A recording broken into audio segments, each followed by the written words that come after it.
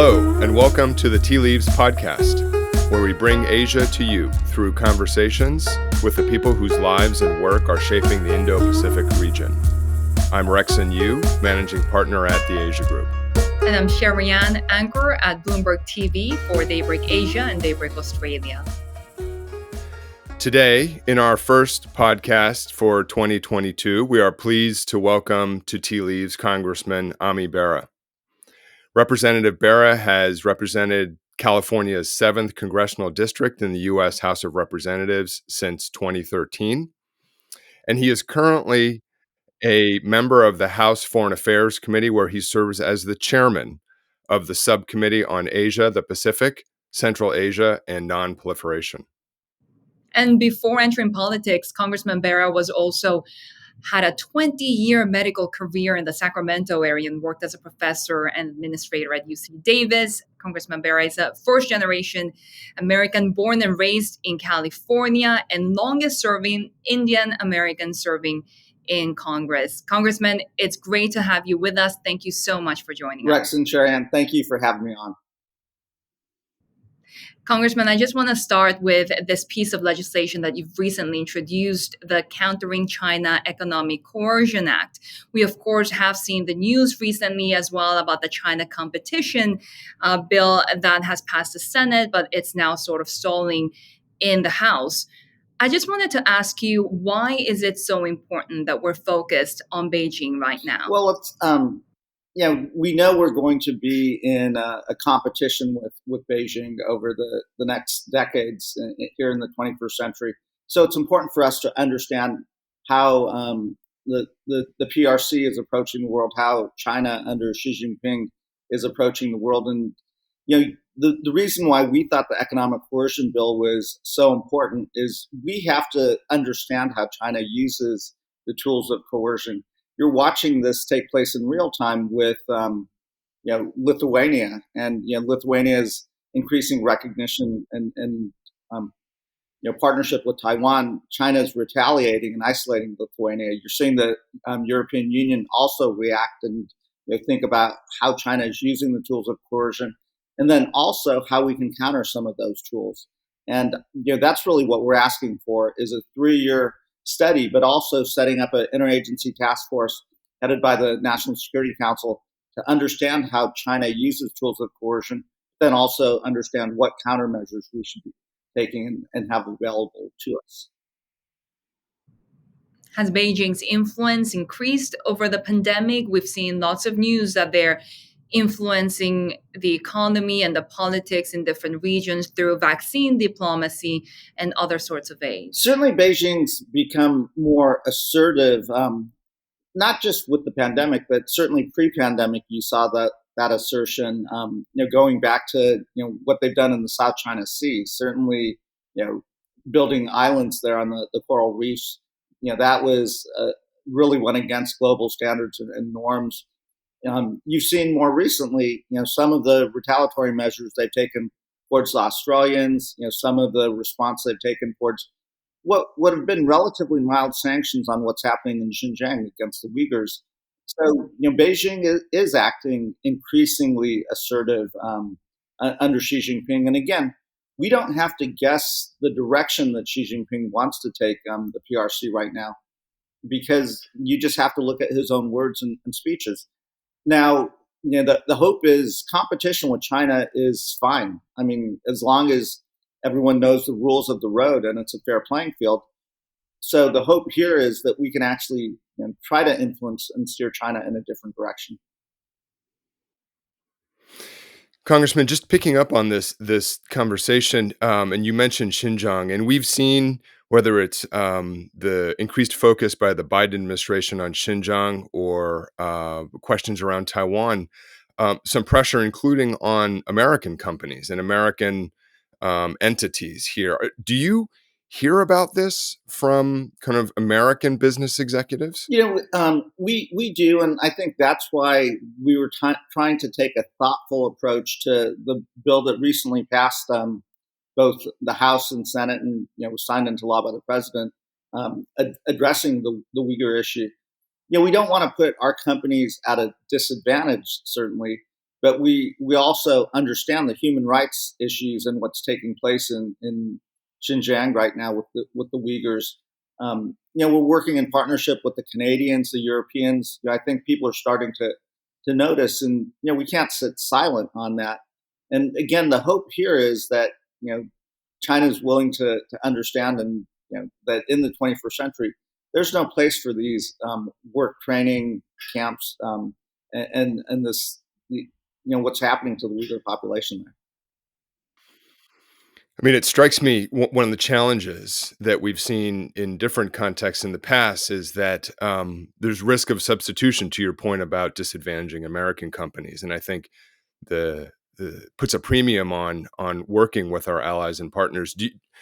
How do you assess the where we are today and the prospect of having that kind of consensus with not just European governments, but other leading governments around the world, so that sort of we're all marching in lockstep, not just at the government level, but at the industry level as well. I think we're in a much better place, and some of this I actually think is because of how China is approached it, and kind of the heavy-handed approach. I mentioned earlier Australia. Had you asked me 2, 3, 4 years ago, I would have said the Australians took a very laissez-faire approach to China, but China's retaliatory measures towards Australia around questions of viral origin that the Australians raised really have pushed the Australians towards us, where they're probably one of our most hawkish, strongest allies in the region. You've seen the Quad elevated to the leaders level, which is that partnership between the United States, Japan, India, and Australia. Take on new roles. You've seen China's heavy-handedness on India's northern border really push public sentiment and the Indians in our direction. And then I mentioned earlier, I thought the Europeans were very close to inking a trade investment deal with China, and then China retaliated for, again, what I thought were minor comments by some EU countries and members about what was happening in Xinjiang, which really tanked that deal. And now the Europeans are working very closely with us, and not just on issues of China, but you're seeing increased recognition of the tensions in the Taiwan Straits, and we're working closely with the Europeans and others to say, let's reduce this tension. Let's get back to a sense of peace and stability. But I think China is doing some of our work for us in terms of creating these multilateral coalitions. No, I think you're exactly right, Congressman. Can I just ask, just back on legislation? You mentioned the U.S. Innovation and Competition Act, and I know you've expressed sort of optimism that the House will act early this year, hopefully maybe even this month, to move it and send it to President Biden for signature. And I think that would be a really encouraging development. I guess my question, Congressman, is what's taken so long? I mean, we all see a shift politically to a much greater and wider consensus on China. So it struck me that it's taken a little longer than at least some might have expected to kind of get this done through Congress. As hard as that I know that is, just curious your outlook, your perspective. I think it has less to do with the actual legislation, the U.S. Innovation Competition Act that passed with a strong bipartisan vote in the Senate and came over to the House. I think it had more to do with what happened with the Build Back Better Act. So I think there was a sense that we'd come back from the August recess, quickly pass the infrastructure bill, quickly pass the Build Back Better Act, and then move on to the USICA legislation. At this point, now that my sense talking to the House leadership is there's a real sense that it may not be the full U.S. Innovation Competition Act. There may be some House climate change legislation in there. There is some pre-conferencing dialogue taking place, and I think the leadership sense, and I've had conversations with them, is to get this done hopefully in the next couple of weeks, to have something that can pass both the House and Senate with a strong bipartisan vote. But I agree with you, Rexon, that there's this is the most nonpartisan issue right now. I mean, I think Democrats and Republicans, we may use slightly different language when we're talking about these issues, but on the strategy and recognition of where China's headed and where Beijing's headed, I think we're wide-eyed, and I think Democrats and Republicans are on the same page. Will you have stronger momentum now that you're also going into midterm elections? What will China's role be in the narrative that arises headed to the vote? Yeah, I think this election will turn mostly on domestic issues here, COVID, the impact of inflation. But in that, we know, that supply chain issues are something that we're talking increasingly about, and the supply chain issues and the supply chain disruptions are part of what's causing inflationary pressures right now. You see that in the semiconductor issue, and that's part of the reason why the Innovation Competition Act is so important, because in that legislation is the CHIPS Act, which would again help us. We invented the semiconductor industry, yet we've let a lot of that go. Let's bring it back.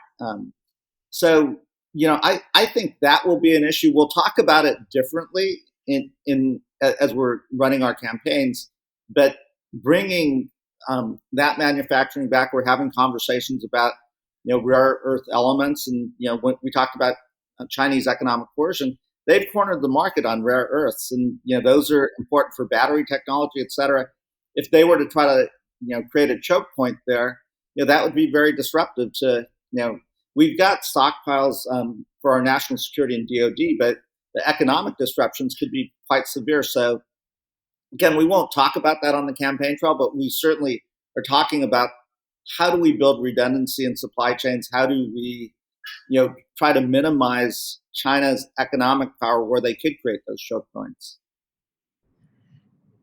The way that the relationship is flowing right now seems to be a growing gap between the two. So, as we see these bills in Congress, we have the diplomatic boycott of Beijing's Olympics as well. What are the economic risks related to that? And not just economic, but also geopolitical, right? I mean, in the past 2 weeks, we had two missile launches by North Korea. Yeah, so it's I mean, it is a tense region right now. You're seeing the saber rattling, as you mentioned, coming out of the north. You're seeing hypersonic missile testing out of China. They're constructing additional missile silos, and the last thing we want is to start a nuclear arms race in the region. So I agree with you that the relationship is tense right now, but we've got to find places where we might be able to cooperate. One area that we've explored, the politics won't be easy, but is the global health arena, particularly in this pandemic. And, are there places separating out, the rhetoric around viral origins? I think they're really, China has not cooperated with us, not because we want to place blame, but we want to understand how this happened so we can prevent it from happening again. But we have to work with China if we want to vaccinate 3 billion people around the world. We're not going to be able to do this by ourselves. And then hopefully we can work with China to build in surveillance systems to better understand future pandemics, because COVID-19 is not the last new virus that we're going to encounter. Let's hope that at some point we will find that basis, Congressman, in the public global health arena, because I absolutely agree with you. One other area that people often look to in terms of where we've got sort of at least a strategic basis to work together is on the Korean Peninsula in North Korea. And Sherry mentioned the recent missile test, which, if the indications are right, may be North Korea's second test of a hypersonic type missile.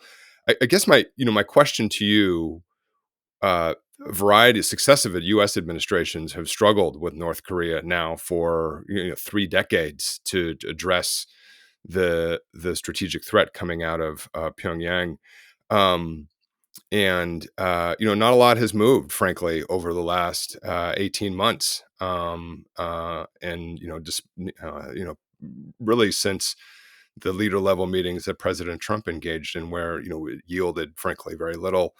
I guess I'm interested to hear your perspective on Just how urgent is the North Korea threat? Like, how do we approach a challenge that has bedeviled all of us for years and years and years?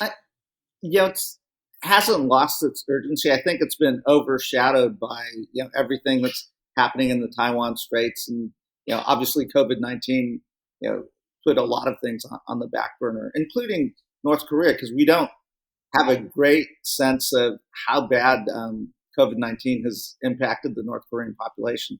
We know that that there's a real humanitarian crisis there, food and insecurity, malnourishment, etc. But it's hard to, as both of you know, it's hard to get great solid information out of North Korea. If I think about the Biden administration's early approaches, I think they were correct, which was really focusing on rebuilding or getting the Japan-Korea relationship to a better place. You saw early two-by-two um, dialogues with Secretary Blinken, Secretary Austin, fairly early on, and then you saw the leaders of both Japan and Korea come to the White House as well. I think that was exactly the right thing to do, to try to get that relationship, the trilateral relationship, to a better place. I think, if you look at Secretary Blinken's words, the door's open for dialogue with the North, but I don't think we should just engage in dialogue unless the North is ready to take real tangible steps. Now, I did not criticize the Trump administration. I was supportive of the dialogue that President Trump engaged in. I just think we gave the North things, and the North never really gave us anything tangible. And that's I've shared this with the Moon administration that they should be cautious. I understand President Moon's legacy is he wants to get this North-South relationship to a better place. But if we're going to engage in dialogue, we need tangible actions by the North, and I just haven't seen that yet. Another key focal point, of course, of geopolitical tensions in the region has also been Taiwan. The U.S. seems to be engaging more officially with the government there. Does that pose risks with the relationship with China as well? So, this is another area where I've seen the strongest bipartisan support. Democrats and Republicans are largely on the same page here. So let me start. Folks in the PRC are listening to this.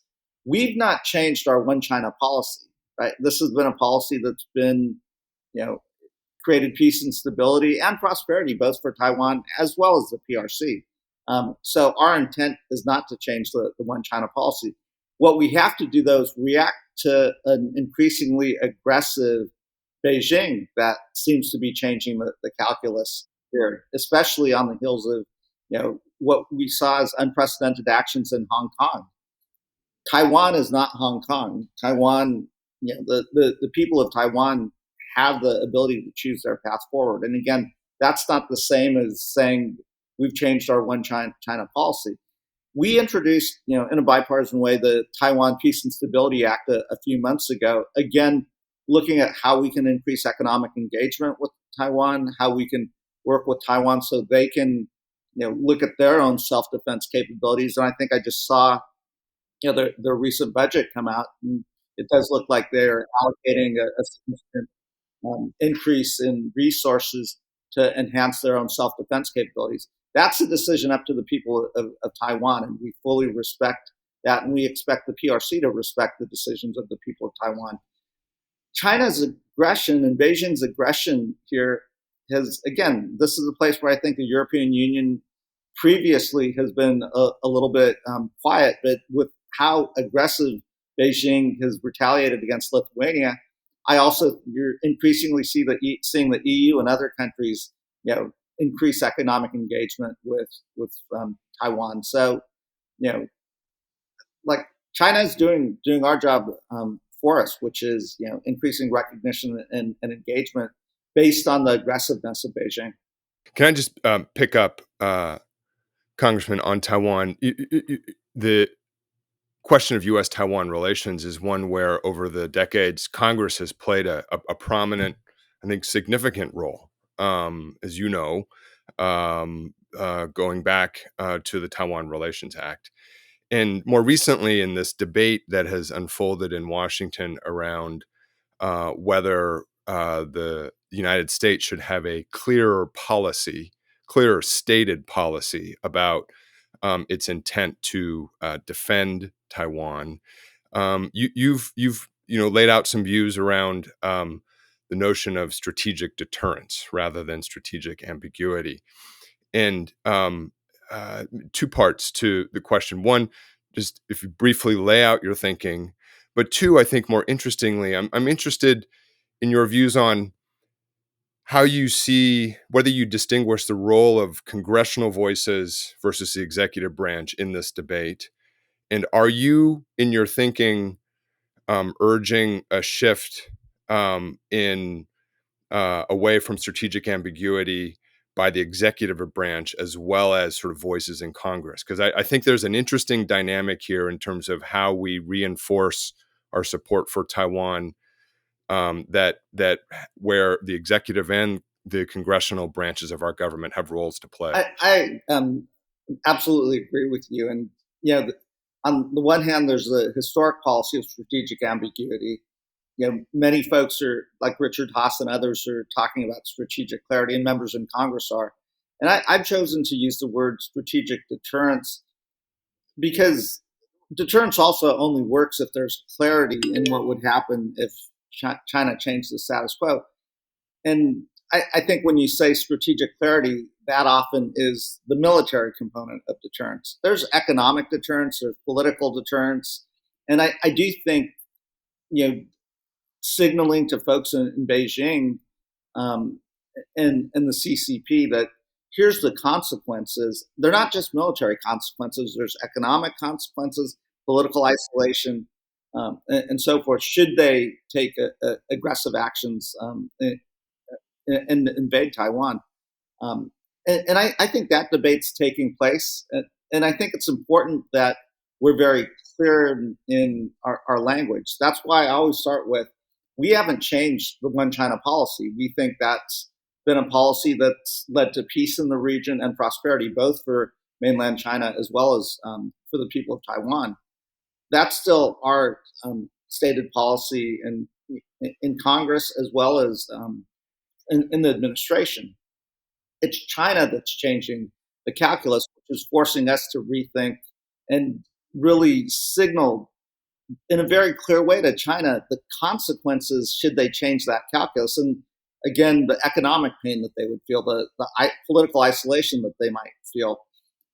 And that's a conversation I've had with European EU parliamentarians and others, that I think we have to, it can't just be the United States. If it's a multilateral coalition of nations, including Japan and others, because obviously Japan, Korea are right there in the neighborhood. So they're watching very closely what happens. And we obviously, those are treaty allies, and we have assets and troops and others in that region as well. As is India, right? And as is India. What is the role of India in all of this? Yeah. So India's interesting, right? India is historically a non-treaty allied nation, but again, what China is doing on the northern border, and I'm not sure what the strategic value of what they're doing is, but it's certainly from a public, if you look at polling of the Indian public, it's very anti-China right now. We have been doing obviously a lot of things jointly with the Indians in the maritime space in terms of joint exercises through the Quad. I think the Quad's not just now a partnership of geopolitical security. I think it also can now be an economic partnership. We're doing a lot in the defeating COVID space around vaccine development, deployment, et cetera. So I think there's an opportunity to bring the Indians closer here, and they obviously see this assertive Beijing and are really paying attention to it. Congressman, can I ask? Our conversation touched on the Quad arrangement and the AUKUS initiative among United States, Australia, and the UK from last year, and arguably over the course of last year, those are two significant strategic innovations. Driven by the United States. Certainly, Quad dates back several years, back to the prior administration, even before that. My question, Congressman, is looking ahead. As you think about uh, Northeast Asia and our longstanding alliances with Japan, South Korea, any thoughts or views on whether innovations are needed in those alliances that may not be quite as far reaching as say AUKUS, but are needed to continue to keep these alliances as relevant and effective and capable for the next 20 to 30 years? I'm curious, as you think forward, how do you see where the United States, where you might urge the Biden administration to go with our two key allies up in Yeah, so Northeast Asia? I think that's a great question, and maybe the way to think about it is, you know, the post World War II kind of alliance framework with Japan and Korea. Obviously was very different than I think the next 75 years. If you Obviously post World War II, our relationship with Japan was rebuilding Japan, helping it develop into a world leading economy and a mature democracy and a strong ally. Same thing with Korea. If you look at where Korea was, 40 years ago, one of the poorest nations in the world, to where this Korean miracle to where it is today, world leading economy, very developed nation, very mature democracy, and a strong ally of the United States. I think it'd be a mistake for us to think about the alliance the way we did in the 75 years post World War II. I think we should think about it in the 21st century. And I think that's the crux of your question. Knowing the domestic challenges we have here in the United States, obviously you've seen that in our politics, but also, the reason why the bipartisan infrastructure bill was so important is we've seen our own infrastructure, fall behind the rest of the world. If you've been to Seoul recently or walk through downtown New York, it's like, okay, we've got some work to do here. Yeah, it was a little bit surprising moving Right? here.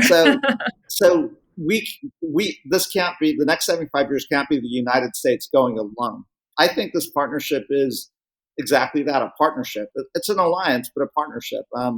You're certainly seeing the South Koreans talk about increasing their self-defense capabilities. Certainly that discussion is taking place in Japan within the context of their constitutional restrictions. But they are certainly talking about, their self-defense. And, I think, we will work more closely together to create peace and stability in Northeast Asia, but also more broadly in Asia. And I think Japan is taking an increasing role in maritime security in the region. I think I saw reports of Japan's vessels, going by the Spratlys in South China Sea. I think that's all a good thing, because then the burden isn't just on the United States. It's like-minded, like-value allies working together. And I think, bringing it back to the Quad, I think that can be a framework for geopolitical, maritime security, freedom of navigation issues. It could be that, it could be a different arrangement. And I do see North Korea and Japan, stepping up in a more assertive way. I think the Biden administration, right? You have a new administration coming in Japan. We'll see the direction the elections go in Korea, and post their March elections, I think we'll jumpstart those conversations both on the congressional side, but also within the administration. Finally, Congressman, you're also the longest serving Indian American in Congress. I just wanted to ask you about your identity. You're also being called a role model for younger Indian American colleagues. How do you reflect on that? I part of the reason why I love the United States of America is, if you think about, my parents immigrated here from India in the 1950s, and in one generation they were able to see their son get elected to the highest office. And I think that's the story of America through the ages, generations of immigrants coming here, working hard, building a better life for themselves, but also then building it forward to their kids. Yeah, I never want to call myself a role model, but I understand that it's important to pay it forward, not just to the next generation of Indian American kids, but also broadly. It's exciting to see more Asian Americans, AAPIs, running for office, local office, and Congress, and having that voice at the table. Because I think as Asian immigrants, we have a unique experience as well, and we ought to share that experience and have that seat at the table. Has that experience ever included challenges, and what have you done to overcome? Certainly there's challenges, and you've seen it in the pandemic, right? I mean, you've seen the crimes against the Asian Americans, and that's always been there, right? I mean, it's been in the shadows. It came out more forcefully in the last 2 years, and it's it's unfortunate that we had to have to go through that, but it has allowed Congress to start talking about that in the same way you talk about prejudice and racism towards African Americans or other communities of color. I also see it bringing out a level of activism that I did not see when I was growing up, but you see it in younger Asian Americans. And that's a good thing, because now they're using their voice, they're using their activism. And I think you'll see this next generation. In some ways, I feel like I'm a bridge between the generation that immigrated here, that it was like, kind of keep your head down, don't attract attention to yourself, just work hard and stay within your family community, to the next generation that fully feels like they're part of the fabric of America, and they're going to use their voice. Congressman, inspirational perspective and words to wrap up our session today. Thank you so much for joining us. I hope you will continue to be a prominent voice on foreign policy, national security, the Indo-Pacific, and hopefully we look forward to having you back on the podcast later this year, perhaps after you've had a chance to be on a CODEL or two and get out and see different parts of Asia. Let's all hope we can get out at some point this year. Hope. So again, thank you, and I look forward to being back on. Thank you, Congressman, and thanks to our listeners. Please be sure to rate and follow us on Apple Podcasts, Spotify, wherever you get your podcasts. You also can access the full video of our conversation on YouTube and at theasiagroup.com. See you next time on Tea Leaves.